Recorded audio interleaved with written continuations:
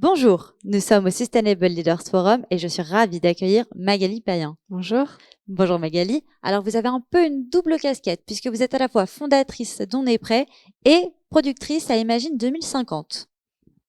Ouais, tout à fait. Alors, un petit mot de contexte sur ce que sont ces deux entités. En fait, Imagine 2050, c'est une société à mission qui a pour vocation d'accompagner les leaders culturels et économiques dans leur prise de conscience et la transformation des métiers. Leur prise de conscience sur tous les enjeux climatiques et liés au vivant.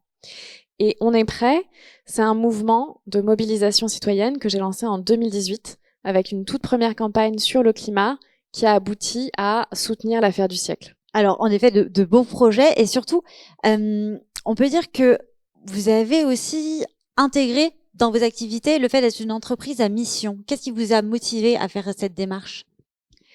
Oui, alors pour moi, il y a un enjeu évident aujourd'hui de réorienter l'ensemble de l'économie, l'ensemble des flux financiers vers ce qui est vertueux pour le bien commun et non vers ce qui est toxique. Et je le vois en fait dans les réactions avec les différents acteurs économiques plus traditionnels et non pas Nouveau Monde. Il y a souvent cette idée que à partir du moment où on fait des choses bénéfiques pour la société, on devrait les faire gratuitement. Eh bien, moi, je suis persuadée que c'est l'inverse qu'on doit instaurer. Je fais aussi partie du conseil d'administration du mouvement Impact France, justement pour une nouvelle économie, une économie plus sociale et solidaire, ce qu'on appelle en jargon l'ESS. Et c'est donc important que Imagine 2050 se place dans cette dynamique d'entreprise à mission et également, pourquoi pas, de Bicorp dans quelques mois. Beau projet, félicitations. Et justement, on avait échangé un petit peu sur le fait que vous aviez fait un panorama sur les nouveaux récits de société. Est-ce que vous pourriez nous en dire un petit peu plus ? Oui, alors tout à l'heure, je parlais de la prise de conscience nécessaire, en fait, pour l'ensemble des leaders culturels, économiques, politiques, mais aussi pour tout un chacun dans la population.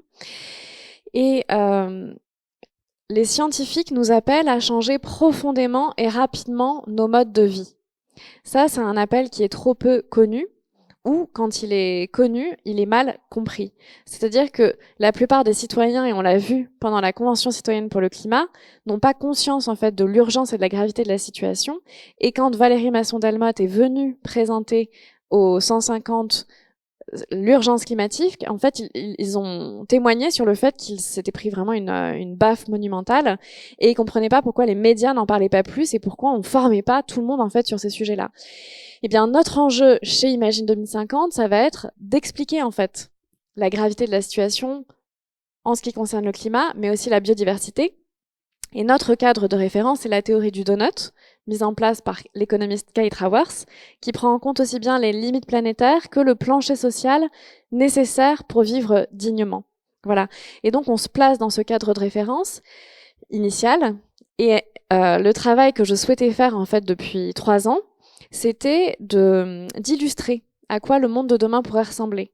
Parce qu'on arrive aujourd'hui à la fin d'un monde, et on en a de plus en plus conscience. Enfin, il y a une prise de conscience intuitive qui se fait de manière galopante dans la société sur le fait que donc on arrive à la fin d'un paradigme de société et qu'il y a urgence à en créer un nouveau. Et pour en créer un nouveau, il faut commencer par l'imaginer, puis par le rendre désirable. Et donc le travail qui a été fait avec Imagine, ça a été une compilation de 15 scénarios prospectifs issus de 10 rapports, parmi lesquels le plan de transformation de l'économie française du Shift, les 4 scénarios de l'ADEME, les scénarios du GIEC, de l'IPBES et j'en passe. Et on a regardé quels étaient les points de convergence et les points de divergence entre ces rapports.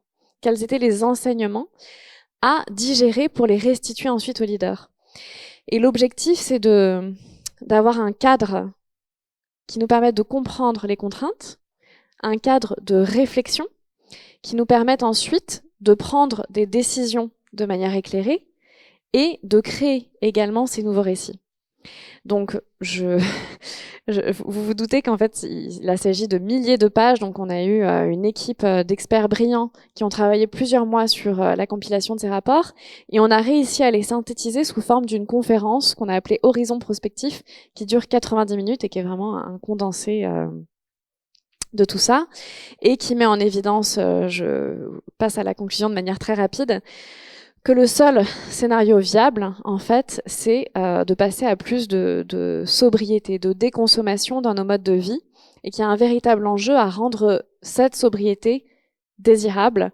Et l'autre enseignement, c'est que la technologie ne nous sauvera pas. Alors, très bien. Mais d'un point de vue social, est-ce que vous avez aussi pris en compte les comportements, les inquiétudes que les citoyens peuvent avoir? Je pense notamment à l'éco-anxiété. Est-ce que vous avez mené une réflexion sur le sujet avec Imagine 2050?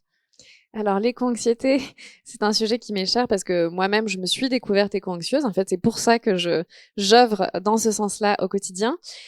Et en fait, ça fait maintenant plus d'1 an que j'ai envie d'expliquer au plus grand nombre ce qu'est l'éco-anxiété. Donc je vais le définir ici brièvement. En fait, l'éco-anxiété, c'est l'anxiété de tout ce qui est en train ou va advenir en termes d'effondrement du vivant, de la biodiversité, de dérèglement climatique.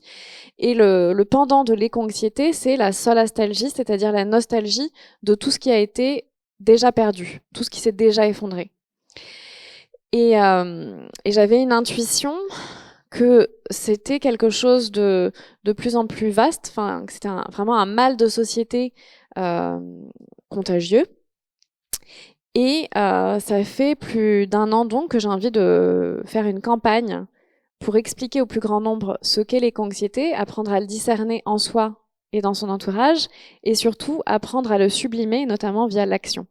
C'est-à-dire que l'action, pour permettre à cet autre monde d'émerger, est le meilleur remède à l'éco-anxiété. Voilà, donc c'est effectivement une campagne qui va arriver avec On est prêt. Donc, de belles campagnes à venir, des beaux sujets et surtout un imaginaire à réinventer. Merci Magali et on espère pouvoir faire un point sur ces beaux scénarios avant 2050. Oui, merci Mélinée.